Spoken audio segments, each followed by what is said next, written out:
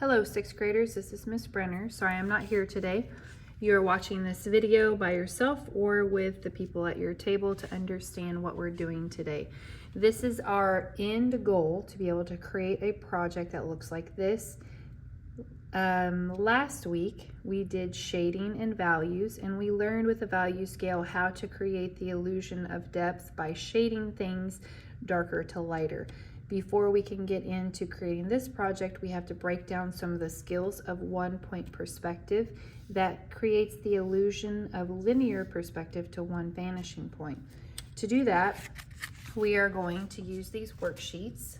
By the end of today's lesson, you will have something that looks similar to this. To break this down, you will be first looking at the top part of your paper. You need to put your first and last name and M1 at the end of class. The sub will put these in our folder, our box for today.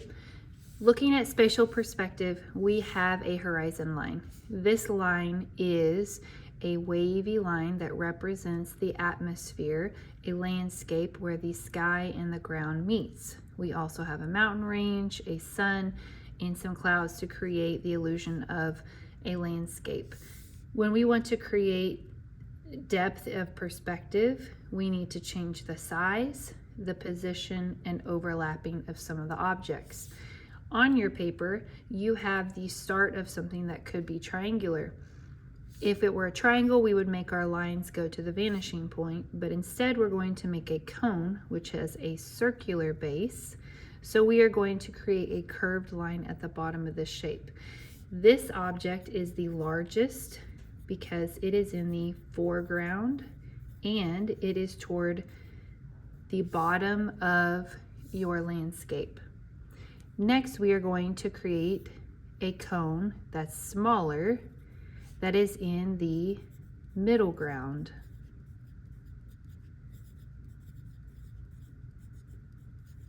It's higher in the picture plane and it is smaller than the one that's in the foreground.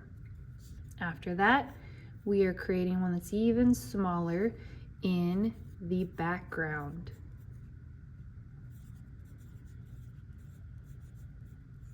This cone is the highest in the picture plane, and it is the smallest in comparison to the others. The other way that we can show the illusion of depth is by overlapping, so we can make a cone that looks like it's behind this one, but because it is behind it and there is some actual space that these two are taking up, the base of this cone is higher than the one that is in front of it. Now it looks like part of this one is covering, so you don't see that. Right now it looks like these are hovering in the sky. What's the other thing that we need to include to create the illusion that they are sitting on a surface? If you said shading, that is correct. If you drew a cone that is to the right of your light source, which is the sun, you will have a cast shadow that projects off either to the right or behind it, and you'll have a little bit of shading on the right side. I'm not looking for perfection with this. We did shading last week. This week is just understanding aerial or spatial perspective.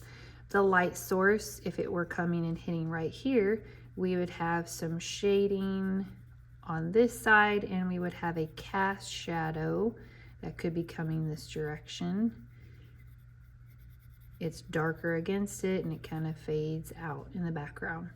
Our light source is hitting over here, so we have another shadow. Maybe the cast shadow is kind of hidden by this one. We have some shadow over here,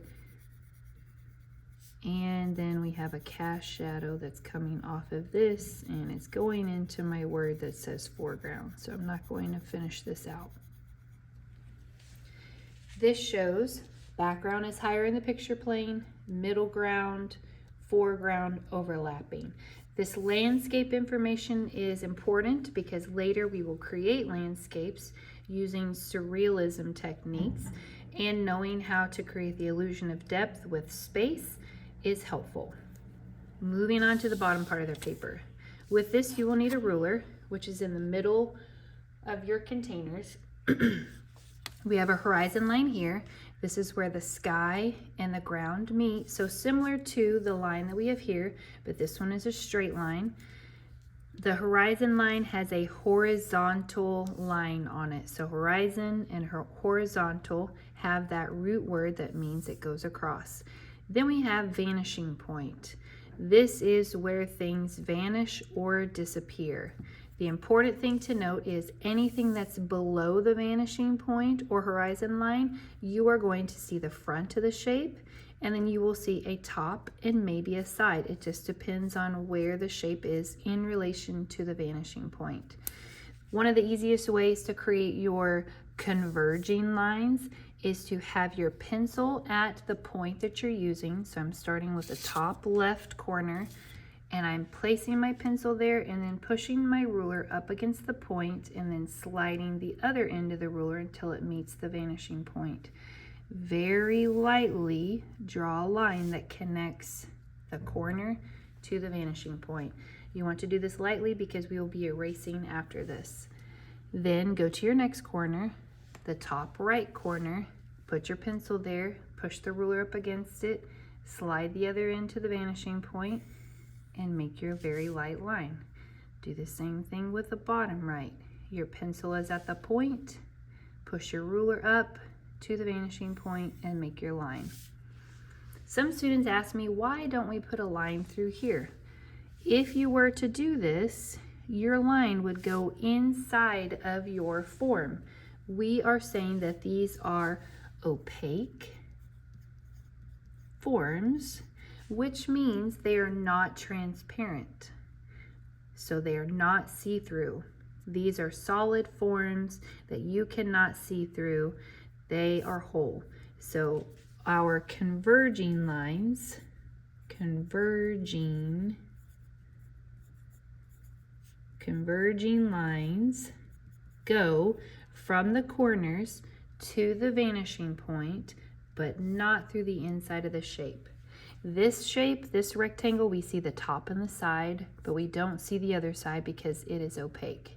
Moving on to the right shape. This is directly below your vanishing point, which is where your eye is looking. That's your eye vision. You will take your pencil and line it to the top left corner of the horizontal rectangle. Push your ruler against that. Align the other end of the ruler to the vanishing point and make the converging line. Then work to the right side of the top of the rectangle.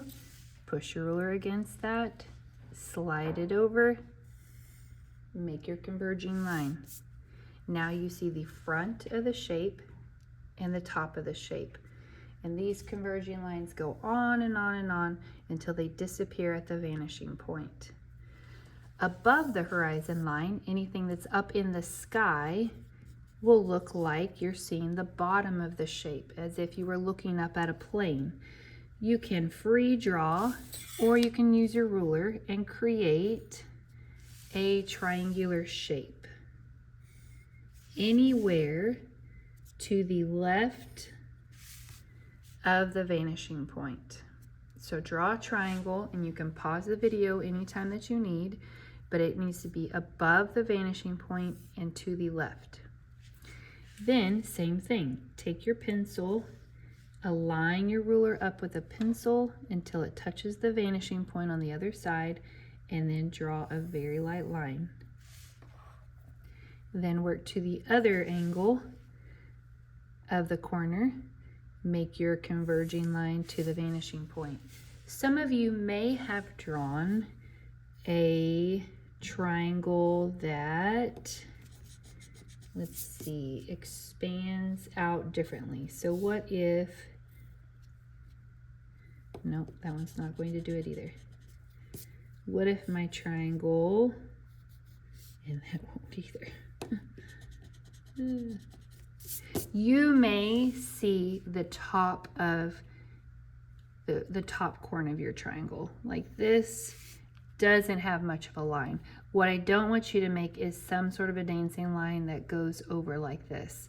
So if your point does not create a line to the vanishing point that you can see, which this one technically has a very, very thin line, then you may not see that side of the shape because of its orientation in relation to the vanishing point. Now on this side, you can challenge yourself with a very angular shape that has a lot of different angles. I want you to create a shape that has corners, so nothing round, not a round shape. If you want to try one of the hexagons, they have smaller and larger hexagons, and you can create that somewhere to the right of the vanishing point above the horizon line. You can use a template, you can make a star, you can make a diamond, you can make a lightning bolt, anything you want. You can do something more simple like a rectangle or a triangle, but try to challenge yourself to make something that has more angles that you can practice putting your pencil at the corner, pushing your ruler against it, and aligning it to the vanishing point. Do that with each corner that faces the vanishing point in a way that does not make the line go inside of it. So this one wouldn't work, this one wouldn't work, and this corner would not work because then we are drawing inside of this. So at this point, you should have 4 shapes that have all of the corners that match the vanishing point, have converging lines going that direction while keeping your shapes opaque. If it's above the vanishing point, you see the bottoms of the shapes. If it's below the vanishing points, you see the tops of the shape. If it's to the left or right of the vanishing point, you will also see some sides. Because this one is directly below, you don't see any of the sides. Next up is how to make these shapes look like they have an end to them. So I'm going to stop this video and then we'll start the next one.